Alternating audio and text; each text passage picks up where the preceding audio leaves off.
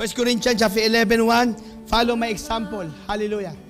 Follow my example as I follow the example of Christ. May ginaya si Apostol Pablo. Sino yung ginaya ni Apostol Pablo? Si Kristo. Pero ang sinasabi niya sa audience, follow my example. Ano ibig sabihin nun, mga minamahal? Hindi lang ito sa leaders. I'm talking about all of us. Kung merong isa diyan na nangihina, kaya mong sabihin sa kanya, may pinagdadaanan ka, may pinagdadaanan din ako. Watch me. Watch me.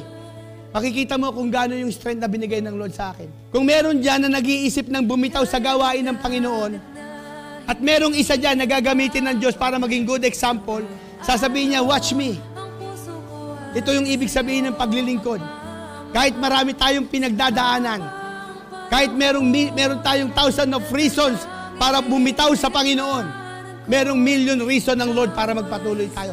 Then watch me. Kung meron dyan, merong sakit na pinagdadaanan at naka-experience ng kabutihan ng Diyos, na pinagaling ng Diyos, pwede niya sabihin, watch me, because I am God's living example.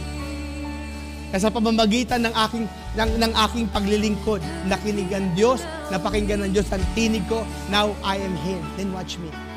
Sabihin mo sa katabi mo, watch me.